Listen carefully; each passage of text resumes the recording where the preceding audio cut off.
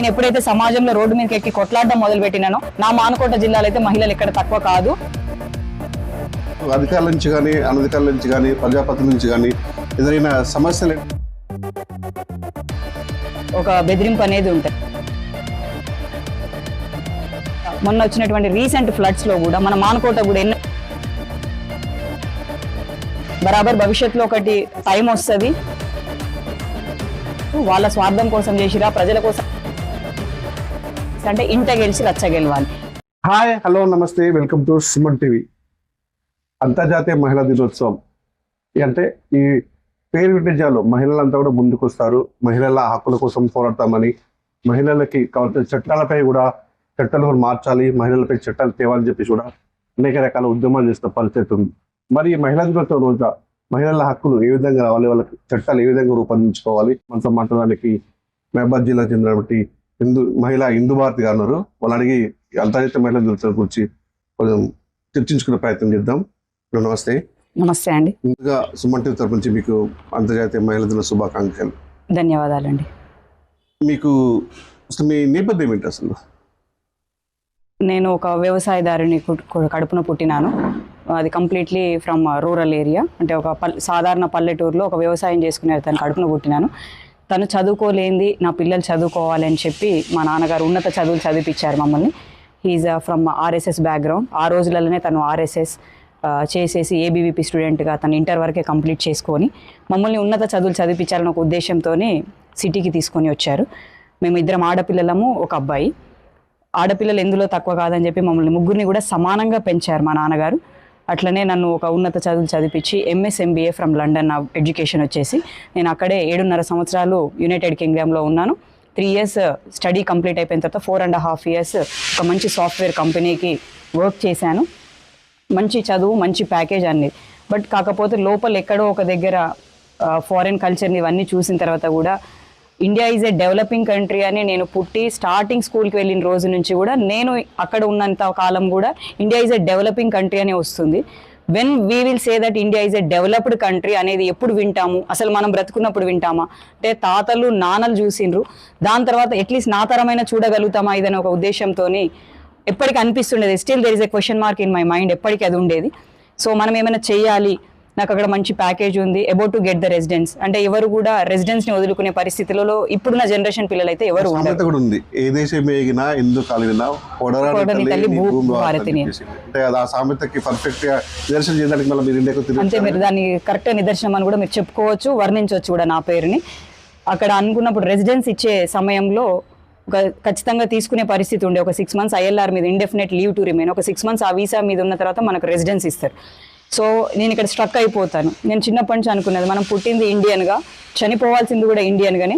అట్లానే నా ఎడ్యుకేషన్ మొత్తం కూడా నేను ఇక్కడే చూసుకున్నాను. బట్ 4 fathers డ్రీమ్, ఒకరు ఫారెన్లో ఉండాలని ఒక ఉద్దేశంతోనే నేను ఎడ్యుకేషన్ కోసం బయటికి వెళ్ళాను, బయట దేశానికి వెళ్ళాను. ఆఫ్టర్ ఎడ్యుకేషన్ మళ్ళీ వచ్చి కూడా ఇండియాకే రావాలని చిన్నప్పటి నుంచి కూడా అదే కోరిక ఉండేది. So in order to fulfil their dream నేను ఫారెన్కి వెళ్ళినాను, అక్కడ చదువుకున్నాను. రెసిడెన్స్ తీసుకోవడం ఇష్టం లేదు. Yes, I want to die as an Indian. వేరే పాస్పోర్ట్ మీద నా పేరు ఉండకూడదు అని ఒక ఉద్దేశంతో నేను రెసిడెన్స్ని క్యాన్సిల్ చేసుకొని వద్దు అని చెప్పి స్వదేశానికి మళ్ళీ వచ్చినాను. ఇక్కడికి వచ్చిన తర్వాత కూడా I work for the software company. But ఎక్కడో లోపల ఒక దగ్గర ఈ కంపెనీకి ఇట్లా చేసి నేను సంపాదిస్తున్నా కానీ ఫుల్ఫిల్ చేయలేకపోతున్నానేమో అని అనిపించింది నాకు. సో నాన్నగారికి ఉన్న రాజకీయ నేపథ్యంలో ఒక పొలిటీషియన్గా అయితేనే మనం ప్రతి ఒక్కటి కూడా ఫుల్ఫిల్ చేయగలము, ఎవ్రీ ఒకరి నీడ్ని ఫుల్ఫిల్ చేయాలంటే we need to come in to the politics అనే ఒక మంచి ఆలోచనతోని, తండ్రి గారి సహకారంతో నేను రాజకీయాల్లోకి రావడం జరిగింది. ఇందు భారతి గారు, మీ పేరులోనే ఇందు భారతి అని ఉంది. ఎందుకు నామకరణం, దేనికి సంకేతం చెప్పుకోవచ్చు? అంటే ఒక దేశం మీద ప్రేమ ఉన్నటువంటి వ్యక్తి కడుపున నేను పుట్టడం వల్ల తను అంటే మా మొదటి నుంచి కూడా ధర్మం పట్ల విధేయత ఉన్నటువంటి కుటుంబం. మా 4 fathers నుంచి అందరి పేర్లు చూసుకుంటే కూడా వాళ్ళ ఆలోచన విధానంతోనే మా పేర్లను పెట్టిండ్రు. మా నాన్న ఒక దేవుడి పేరు వెంకటేశ్వరరావు, అంటే ఒక బాలాజీకి మరొక రూపమైనటువంటి పేరు పెట్టుకున్నారు. నాకు పేరు పెట్టడంలో, మా పిల్లల ముగ్గురు పేర్లు పెట్టడంలో కూడా అంతరార్థం ఉంది. మా అన్నయ్య పేరు రవికుమార్, అంటే సూర్యుడు ఎట్లా ఉదయిస్తాడో తను కూడా అట్లా కిరణం లెక్క ఉండాలి. మా సిస్టర్ పేరు కీర్తి. అంటే మనం పుట్టిన పుట్టుకకు ఒక కీర్తి ప్రతిష్టలను తెచ్చే విధంగా ఉండాలి అని ఒకరి పేరు, ఇంకొకరు ఇందు భారతి. అంటే తన హోప్స్ అన్ని కూడా నా మీద ఉన్నాయి అన్నట్టు. అంటే నన్ను ఈ దేశానికి అంకితం చేయాలన్న ఉద్దేశంతో నేను పుట్టినప్పుడే నాకు ఆడపిల్ల పుడుతుంది అని తను ముందే అనుకున్నాడు. ఆడపిల్ల చిన్న బిడ్డని నేను దేశానికి అంకితం చేయాలి. హిందూ అంటే హిందుత్వం కాపాడాలి, భారతి అంటే నా భారతదేశం భరతమాత లెక్క ఉండాలి, ఈ దేశానికి అంకితం అవ్వాలన్న ఒక మంచి ఉద్దేశంతోనే నా పేరు ఇందు భారతి అని పెట్టిండు. భగవంతుడి దయ వల్ల ఆ పేరుకు సార్థకంగా నేను ఇవాల్టి వరకు కూడా ఎక్కడ కూడా మా నాన్నగారికి వన్న తీయకుండా ఆ పేరుకి సమన్వయం చేసినానే అనుకుంటున్నాను. లండన్కి వెళ్ళారు, అక్కడ నుంచి మీరు అనుకున్న అంటే అచీవ్మెంట్ సాధించారా? మళ్ళీ అక్కడి నుంచి మళ్ళీ బ్యాక్ టు పెవిలియన్ మళ్ళీ ఇండియాకి తిరిగి ఎందుకు వచ్చారు మీరు? నేను అది చెప్తున్నాను కాదు, I was very happy with my package and job. అంటే మీరు ఇక్కడ చూసినట్లయితే మనం నిత్యం పోరాడుతూ ఉండాలి. చాలా మంది అమ్మాయిలు కూడా ఒక ఫ్యాషన్ అయిపోయింది, ఉన్నత చదువు చదువుకోండి, అమెరికా ఆస్ట్రేలియాకి లండన్ కానీ వెళ్ళాలని చెప్పేసి మనం ఇప్పుడు కూడా ప్రజెంట్ చూస్తున్నాం. చాలా మంది సంవత్సరాలు కూడా అందరూ అటే వైపు వెళ్తున్నారు. అక్కడ నుంచి సరే పెళ్లి తర్వాత మళ్ళీ తెలుగు ప్రయాణం అవుతున్నారు.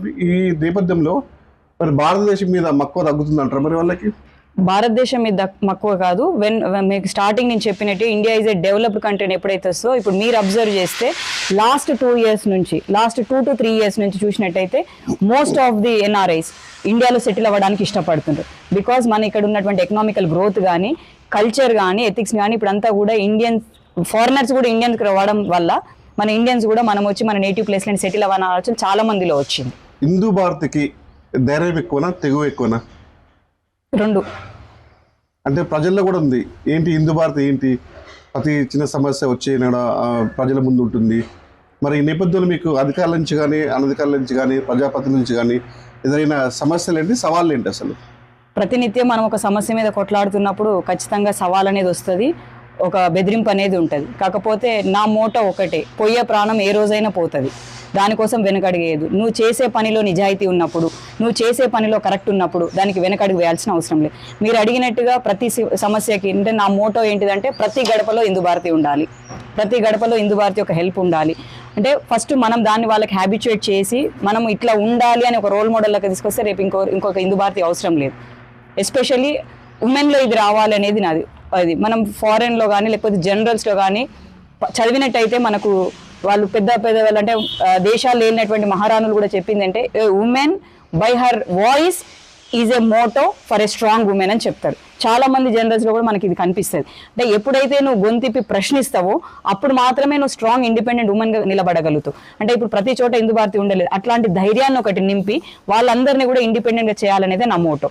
ఇంకొకటి మీరు అడిగినట్టుగా అధికారుల దగ్గర సవాల్ చేసి వస్తాయి, చాలా మంది కంట అవుతూ ఉంటాం మనం. ఇవాళ మంచిగా నవ్వి మాట్లాడిన వాళ్ళు కూడా రేపు మనం ఒక సమస్య మీద లేవెత్తినప్పుడు వాళ్ళు రేపు మనకు కంట అవుతారు. బట్ అవన్నీ అవుతారు అనేది కాదు. End of the day we need to serve the people అనే ఒక మంచి మోటోతోనే నేను ముందటికి వెళ్తున్నాను. కాబట్టి అవన్నీ కూడా నేను పట్టించుకోను. ఫర్ ఎవ్రీ బర్త్డే మా నాన్నగారు నాకు విష్ చేసేది కూడా ఒకటే చెప్తారు, midnight 12 o'clock తను ఫస్ట్ విషయం చెప్తారంటే పోయే ప్రాణం ఏ రోజైనా పోతుంది, నువ్వు దేనికోసం వెనుకడిగేయొద్దు, ఖచ్చితంగా నువ్వు సమస్య మీద పోరాడాలి, మంచిగా ప్రజలకు సేవ చేయాలి, అదొకటే నీ మైండ్లో ఉండాలి దృక్పథం. ఎవరికో కంటైతాము ఎవరికో ఇదైతాము అనే దృక్పథంలో నీ ఆలోచన ధోరణి ఉండకూడదని చెప్తారు. హిందూ భారతి బీజేపీ పార్టీలో ఉందని తెలుస్తుంది, ఆర్ఎస్ఎస్ భావజాలంతో ముందుకెళ్తుంది. ప్రజలు మరి స్వీకరిస్తున్నారా? స్వీకరిస్తున్నారండి. అంటే ఆర్ఎస్ఎస్ అనేది వెరీ డిసిప్లైన్ ఒక మోటో ఉంటుంది. అంటే ఈ దేశానికి ఇప్పుడు వెన్నుముక రేఖలు నిలబడేది ఆర్ఎస్ఎస్. మీరు చాలా చోట్ల గమనించినట్టయితే మనం ఏ సమస్య వచ్చినా కూడా, మొన్న వచ్చినటువంటి రీసెంట్ ఫ్లడ్స్ లో కూడా మన మానకోట కూడా ఎన్నడూ లేనిదిగా మునుపు ఎన్నడూ లేనిది కూడా మానకోటను కూడా ఫ్లడ్స్ దాటినాయి. ఆ టైంలో కూడా నిలబడ్డది ఆర్ఎస్ఎస్ వర్కర్స్ అని. అంటే మోస్ట్ ఆఫ్ ద పీపుల్ అందరం కలిసి కట్టుగా చేసిన మానకోటలు, కానీ 50% of the people RSS volunteers గా నిలబడి చేశారు. సో ఆర్ఎస్ఎస్ మోటోను ఒక పక్కన చూసిన వాళ్ళు హిందూ భారతిని ఇంకొక పక్కకు చూస్తారు. రాజకీయాలకు అతీతంగా బ్రతుకుతుంది హిందూ భారతి అనేది ప్రతి ఒక్కరికి ఉంది. నన్ను భారతీయ జనతా పార్టీలు ఎంత ఇష్టపడతారో వివిధ పార్టీలలో నుంచి కూడా హిందూ భారతి అంటే మా ఇంటి బిడ్డ అనే కాడికి నేను తీసుకొచ్చుకున్నాను. I was very successful in that. మరి మహబూబ్ పట్టణ ప్రజలు, మహబూబ్ జిల్లా ప్రజలు కావచ్చు, రాష్ట్ర ప్రజలు కావచ్చు, హిందూ భారతి ముందు ఉందంటే మనకి ఒక డోకా లేదు, మనకు ఒక అభయ హస్తం లేకుంటుంది, మనకి అన్నిట్లలో ముందు ఉంటుంది, మనకి విజయం పరంగా కూడా ముందుకు వెళ్తాము, ఎలాంటి ఇబ్బంది ఉండదు, ధైర్యంగా ముందుకు వెళ్తా అని చెప్పేసి వాళ్ళకి ఒక ధీమా హిందూ భారతి అంటే. దీన్ని ఏ చూస్తుంది మీరు? చాలా సంతోషం అండి. అంటే అది కల్పించడంలో నేను చేసినటువంటి సేవ, నా తెగింపు, నా ధైర్యము, నేను ముందు నుండి ఆ సమస్య పట్ల పోరాడడం వల్ల నేను వీళ్ళందరి దగ్గర కూడా ఆ మక్కువని చేర్చుకోగలిగినాను. మీరు అన్నట్టుగా భవిష్యత్తులో ఒకటి టైం వస్తుంది, మహిళా 30 మీరు చూసినట్టయితే మొన్న రీసెంట్గా కూడా మన పార్లమెంట్ సెషన్లో 33% ఉమెన్ రిజర్వేషన్ దాంట్లో ఉంది. అది అందులో వచ్చినప్పుడు ఇక్కడ కూడా మహిళ కావచ్చు. గతంలో ఎంతోమంది మహిళలు పాలించి ఉండొచ్చు. వాళ్ళ స్వార్థం కోసం చేసిరా, ప్రజల కోసం చేసిరా పక్కకు పెడితే end of the day my Moto is to in order to build the independent women nation అనేది ఉండాలి. ఫస్ట్ నేనేం ఆలోచిస్తా అంటే ఇంట గెలిచి రచ్చ గెలవాలి. ఫస్ట్ నేనున్నటువంటి ఇంటిని చక్కబెట్టుకోవాలి. దాని తర్వాతనే దేశం గురించో రాష్ట్రం గురించో ఆలోచించాలని ఫస్ట్ నా మానుకోట సామ్రాజ్యంలో మహిళలు మీరు ఫస్ట్ స్టార్టింగ్లో మెన్షన్ చేసినప్పుడు అర్ధరాత్రి కూడా బయటికి మహిళలు పోవాలంటే ఇంకా మనం ఈ మాటల దగ్గరనే ఉన్నాము. ఈ చట్టాలు కూడా కఠినంగా తీసుకురావాలి. ఒక మహిళ జోలికి కన్నెత్తి చూడాలి అంటే కూడా లోపల వణుకొచ్చేటువంటి చట్టాలను తీసుకొస్తేనే మహిళలు స్వతంత్రంగా మీరు అన్నట్టుగా 12 గంటలకు కూడా తిరగలుగుతారు. 12 గంటలకు కాదు, మీరు సాయంత్రం 6 దాటిన తర్వాత తిరిగే పరిస్థితి కూడా లేదు. మిట్ట మధ్యాహ్నం తిరిగే పరిస్థితులు కూడా లేవు మనం గట్టిగా మాట్లాడుకుంటే. అన్ని మాటలు కోటలు దాటుతున్నాయి తప్ప ఏది కూడా చేతలలో ఆచరణలు లేదు. భవిష్యత్తులో అట్లా కాకుండా పైన ఉన్నటువంటి చట్టాలను అట్లా సీరియస్గా తీసుకొచ్చి ఇంప్లిమెంటేషన్ కూడా చేసి మహిళా సాధికారత ఇవన్నీ ఎంపవర్మెంట్ దిశగా తీసుకొని వెళ్ళి మహిళలు కూడా చట్టాలలో సభలలో కూర్చుంటే ఆటోమేటిక్గా అవేర్నెస్ వస్తుంది. ఒక రోల్ మోడల్ లెక్క నిలబడతాం. మహిళలు కూడా ఇండిపెండెంట్గా బ్రతికే అవకాశం ఉంటుంది. మహిళలపై జరుగుతున్న అన్యాయాలు కానీ అఘాయిత్యాలు కానీ అరికట్టడానికి ప్రత్యేక చట్టాలుగా తీసుకోవాలంటే ప్రభుత్వం వీటిని విస్మరిస్తుందంటారా? ఇప్పుడు ప్రత్యేకంగా చట్టాలు తీసుకొచ్చి చేయాల్సింది ఏమి ఉండదు. ఉన్న చట్టాన్ని సరైన రూపకంలో అధికారులు చూస్తే ప్రతి ఒక్కటి కూడా it will be on their place. నిన్న చూస్తున్నాం యువతలు కూడా అంటే మహిళ అని ఒక పక్కన పెట్టి కూడా పురుషులతో సమానంగా కూడా పోటీ పడుతారు అన్ని విధాలు అన్ని రంగాలలో కూడా. మీరు ఏం చెప్తారు యువతలకి అంటే అమ్మాయిలకు కానీ మహిళలకు కానీ? ఒకప్పుడు మన దేశ భవిష్యత్తు ఎట్లుందో మనకు తెలియదు. కాకపోతే రీసెంట్ ఒక ఎగ్జాంపుల్ చెప్తాను నేను. పాకిస్తాన్ మనకి ఎప్పటికి కూడా ఎనిమి దేశమే. కాకపోతే మనం మిత్రత్వంతో సౌమ్యంతో ఇన్ని రోజుల నుంచి కూడా ఇన్ని ఏండ్ల నుంచి కూడా దశాబ్దాల కాలం నుంచి మనం నెట్టుకొని వచ్చినాం. కానీ మొట్టమొదటిసారి వాళ్ళు చేసినప్పుడు ఆపరేషన్ సింధూర్లో మనకు ముందట నిలబడ్డది ఎవరు? మహిళలను నిలబెట్టి. అది నరేంద్ర మోడీ గారు అట్లా మహిళను అంటే మన దేశ ప్రధాని అంటే మహిళా సాధికారత గురించి ఎంత ఆలోచిస్తారో మనం చూడాలి. సో ద విమెన్ కూడా అట్లా ఎంపవర్మెంట్ లాగా తీసుకొని వాళ్ళు స్ట్రెంత్ తీసుకొని ఎవరో వచ్చి ఏదో చేస్తారనేది ఏమి ఉండదు. ఒక హిందూ భారతికి ఎవరో వచ్చి చేస్తేనే హిందూ భారతి వాళ్ళు ఇట్లా నిలబడాలి. సో ప్రతి ఒక్క మహిళ కూడా young especially youth the destiny of the nation is with in the 4 walls of the class room అనే స్వామి వివేకానంద గారు ఎట్లా చెప్పిండ్రు, ఈ దేశ భవిష్యత్తు నెంబర్ 1లో నిలబడాలంటే యువతది ఉండాలి పాత్ర. యువతతో సరి సమానంగా మహిళా యువత అందులో ఉంటే ఈ దేశ భవిష్యత్తు నెంబర్ 1గా నిలబడతానని ఆకాంక్షిస్తున్నాను. అంతర్జాతీయ మహిళా దినోత్సవం కూడా ఒక విషయం మాట్లాడుకుందాం. మహబూబాబాద్ జిల్లాలో కూడా మహిళా ఓటర్ల సంఖ్య అధికంగా ఉంది. మహిళా ప్రజాప్రతినిధుల సంఖ్య కూడా అధికంగా ఉంది. కౌన్సిల్లో కూడా 36 సంఖ్య ఉంటే 21 మంది మహిళలే ఉన్నారు. కొత్తగా వచ్చిన కలెక్టర్ మహిళనే, ఆర్డీఓ గారు మహిళనే. ఈ విధంగా రోజుకి మహిళా సంఖ్య పెరిగిపోతుంది. దీన్ని ఏ విధంగా సంకేతం సూచిస్తుందంటే మహిళ ఈ దేశాన్ని పాలిస్తుంది. ఈ దేశాన్ని ఒక నెంబర్ 1 స్థానంలో నిలబెట్టడానికి ఇది కూడా ఒక శుభ సూచికం అని అనుకోవాలి మనం. సో ఈ అంతర్జాతీయ మహిళా దినోత్సవం రోజు మనకు ఉన్నటువంటి ఈ కౌన్సిల్లో 21 మెంబర్స్ ఎవరైనా, ఆర్డీఓ గారైనా, మనకు నూతనంగా కలెక్టర్ గారు కూడా ఒక మహిళ రావడం చాలా అదృష్టము.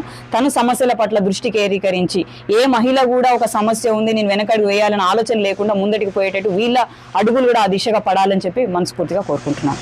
అంతర్జాతీయ మహిళా దినోత్సవం పురస్కరించుకొని సుమన్ టీవీ ప్రేక్షకులు కానీ మహిళలకి మీరు ఏం సూచిస్తున్నారు? ముందుగా తెలంగాణ రాష్ట్ర ప్రజలందరికీ, ఎస్పెషల్లీ మానుకోట జిల్లా ప్రజలందరికీ కూడా అంతర్జాతీయ మహిళా దినోత్సవ శుభాకాంక్షలు తెలియజేస్తున్నాను. నేను 2 విషయాలు నమ్ముతాను. Women empowerment and gender inequality. మహిళా సాధికారత, ఉమెన్ ఎంపవర్మెంట్ రావాలి అనంటే gender inequality should be eliminated from the society. ఎప్పుడైతే మనం మహిళని పురుషుణ్ణి వేరు కాదు ఒకటే సమానంగా చూడగలుగుతామో సమాజంలో, అప్పుడు మాత్రమే మహిళా సాధికారత సాధ్యమవుతుంది. సో నేను వేరు అనేది తల్లిదండ్రులు కూడా చూడొద్దు. Yes I can do anything myself. ఒక విమెన్ ఎప్పుడైనా గుర్తుపెట్టుకోవాల్సింది ఏంటంటే we are like a tea bag. ఒక టీ బ్యాగ్ని తీసుకెళ్లి హాట్ వాటర్లో వేస్తున్నంతసేపు కూడా ఆ టీ బ్యాగ్ చాలా స్ట్రాంగ్ ఉంటుంది. అట్లనే మహిళ కూడా నేను చాలా స్ట్రాంగ్ అని ఫీల్ అయిన రోజు మాత్రమే we can stand on our own legs and we can build the very strong nation అనేది గుర్తుపెట్టుకొని మహిళలందరూ కూడా ముందటికి సాగాలని చెప్పి కోరుకుంటున్నాను. మహిళలని చిన్న చూపు చూస్తున్నారు అనేది ఇప్పుడు దృష్టికి వచ్చిందా మీకు? మహిళలను ఎందుకు ఒకప్పుడు ఉండేదండి, అది ఇప్పుడైతే చూసినప్పుడు అంటే నేను ప్రౌడ్గా చెప్పగలుగుతాను. నేను ఎప్పుడైతే సమాజంలో రోడ్డు మీదకి ఎక్కి కొట్లాడడం మొదలుపెట్టినానో నా మానుకోట జిల్లాలో అయితే మహిళలు ఎక్కడ తక్కువ కాదు, మహిళలు ఇది కూడా చేయగలుగుతారు అనేది మాత్రం ఒక సమాజానికి వచ్చింది. నన్ను చూసి ఇన్స్పైర్ గా చాలా మంది మహిళలు కూడా సమస్యల పట్ల పోరాడడం నేర్చుకున్నారు. థ్యాంక్ యూ అండి. విన్నారు కదా, అంతర్జాతీయ మహిళా దినోత్సవం పురస్కరించుకుని కూడా ఆ పేరులోనే ఉంది హిందూ భారత్ అని. తను ఉన్నత చదువులు చదివి లండన్కి వెళ్ళి కూడా అండ్ మళ్ళీ నా దేశానికి వచ్చి కూడా నా మహిళల పట్ల వాళ్ళకి గౌరవం ఉండాలి, నేను ఏది చేస్తే నా వెనుక వాళ్ళు ఉంటారని చెప్పేసి కూడా వాళ్ళకు భరోసా ఇస్తూ ముందుకెళ్తున్నారు హిందూ భారతి గారు.